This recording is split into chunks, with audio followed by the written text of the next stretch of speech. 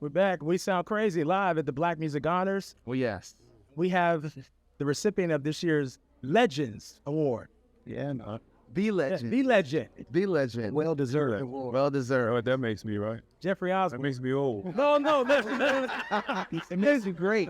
Ladies and gentlemen, Jeffrey Osborne is sitting with us backstage. Amazing. Congratulations, first of all. Oh, thank you. I appreciate that. All right, man. Well deserved. Well deserved. How you been doing, man? I've been good, man. I'm still running around doing shows like a fool. I'll be here next week at the Maple House. Oh, man. So I'm working every week. So it's nonstop. It's nonstop, yeah. But you love what you do.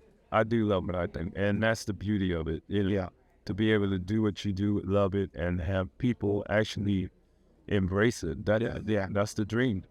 I agree. That's the dream. Like after the last couple of years of obviously not being able to tour and do shows like you used to, it feels like a true blessing. It makes you realize how blessed our musician's life is. Yeah, without a doubt. Yeah. Without a doubt. And I still, my favorite thing is performing live.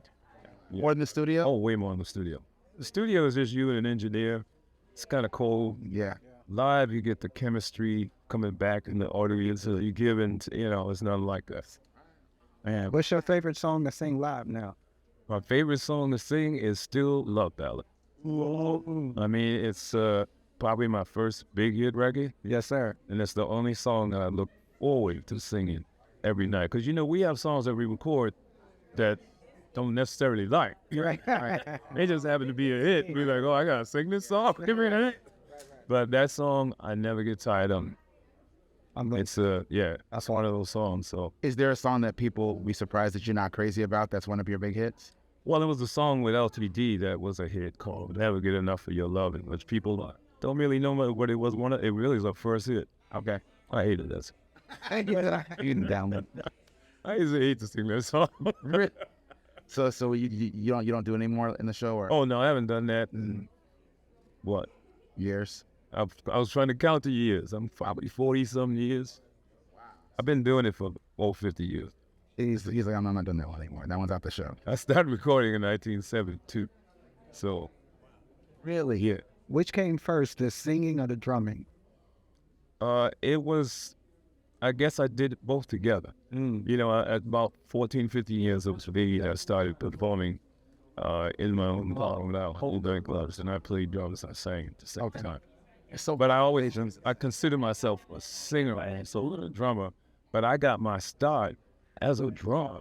I mean, that's how I got introduced into the business. So the first gig I had, professional gig, was with the OJs in probably 1965, 64. They were playing in my hometown, Roberts, Rhode Island. I asked my mom if I could see it. I was like, school there. I'm like, oh. So I went to see them, and they had a drummer. And back then was partaking in a drug, which was the drug back then, which was heroin. And a lot of our black musicians got caught up into that. So he was nodding out after every song. He would play and anything. And so I got to meet them, and I'm like, y'all need a drum. And they said, yeah. Can you find us one? I said, well, I can play. So they said, you're too young, man. So I said, I'll bring a couple guys. And then we all auditioned, and I got the job. still got it. And that was, I got the job, and that was all I needed.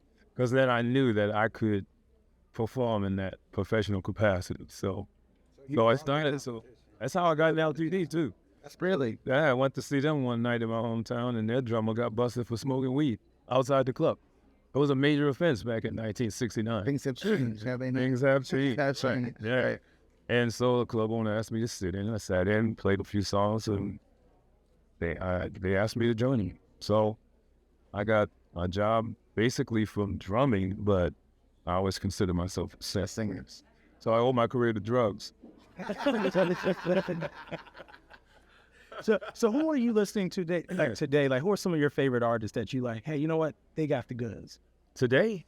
Well, there's people like Bruno Mars. I think he has the complete, Package. yeah.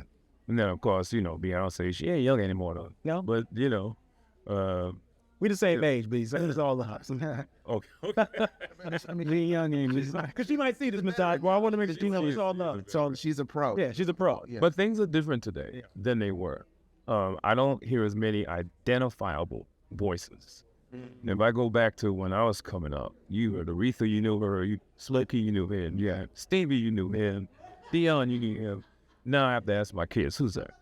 Yeah. And they're telling me, and I'm like, it's great, sounds good, but there's not a lot of identifiable voices, and songs are different too. Yeah.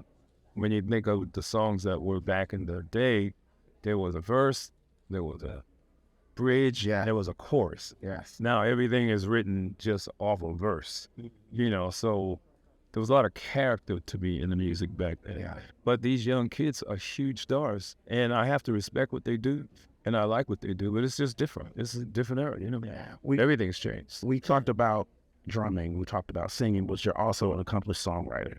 Right. How did you get into songwriting, and what's one of the favorite songs that you've written? Well, I got into songwriting at a real early age, too. I worked in a record store part-time after school. I was going to school. And so the guy that owned record stores that he heard me sing, he was like, well, do a little demo on it. So I wrote a song back then early. That was probably like 15 or 16. And I when I heard it, when I actually got in the studio and heard what it sounded like, I was like, oh, I'm hooked on this. So I started at an early age. And then I had really honed my craft more so with LTD. That was a valuable time in my life. LTD. I got a chance to sit with. We have 400s, so not only did I learn how to write, but I learned orchestra. And there was so many beautiful elements within the group, and I just started writing, and I got the chance to write with each person in the group. There was a piano player named Jimmy Davis who was blind. And I wrote a lot of songs with him. And I gained so much knowledge from him. But, writing is basically, for me, 90% is life experiences. And another 5% is watching what goes on around you. And another 5% is just fantasy. Just really fantasy. I have to say this. You wrote a little song called I did write that little song. Come on. Yeah. What do you remember about that song getting to her? Like, how did that song get? That song got to her because I wrote that song with Michael Master. Yeah.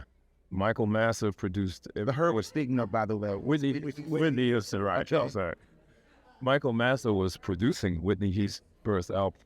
So he basically wrote everything on the album.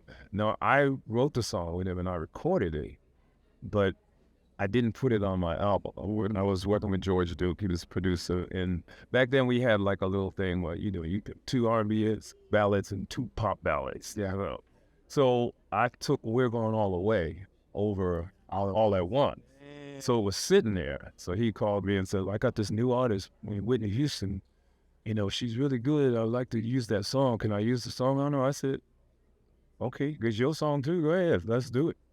Little did I know. Good decision. Good decision. Good decision. Yeah, well, that's how it happens. Favorite songs by her. Yes. Really? Yes. Oh, 100%. Yeah. 100%. It wasn't one of those songs back in the day where they had A-sides and B-sides. Right. I'm 45. Yeah. So it was never really a single, but it got played so much that people thought it was a single. And I got the ride. They said, take a ride on the B-side back then. Take a ride on the B-side.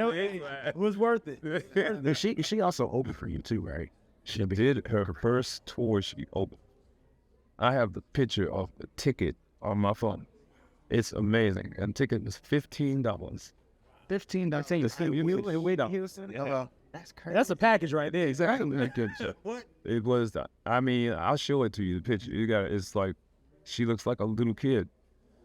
But yeah, it was amazing. That is crazy. It was amazing. Well, listen, tonight is your night. You're about to get honored, awarded. You a lot of love thrown at you, so we don't want to keep you. But I couldn't let you go without one quick spur of the moment question. Believe it or not, this is the 50th anniversary of hip hop. Really? I know that. I know that. I do know that. Yeah. So I would love to hear a surprising story or a way that hip hop, if you love it or whatever, how has hip hop affected you or hip hop? When hip hop first came out, I was like, I'm not sure how long this is gonna last. And bam! I'm impressed. What I'm impressed more of as the hip hop artists, how they have not just become rappers and singers, but they're TV and movie stars. Yeah. They have taken it to another level. And the other thing that I love about them is what we didn't do back in the day. They all guest appearances on each other's product, which made them even bigger. We didn't do that. So I have so much respect for them. Yeah. I love what they did, and I love the fact that they own their own brothers. Yeah. You have a favorite? You have a favorite hip hop artist? I don't know if I have a favorite, but I came along when it was Run DMC, and Run DMC and Snoop and those were guys. Cool Mo D. Cool Mo D. Yeah, I used to love all that. I love that. I love that. Yeah. We want to thank you Thank you so for much. giving us just a sliver of time on a very important night. Well, thank you. I appreciate You deserve this honor. And, Yeah. we soak it up. And your tribute is amazing. I sat in rehearsals. Oh, really? Yeah, I don't want to spoil anything, but your tribute is pretty special. It's pretty special. So get your tissue or something. It's gonna be yeah. Congratulations, Jeffrey Osborne. Thank you so much, man. Thank you. We sound crazy.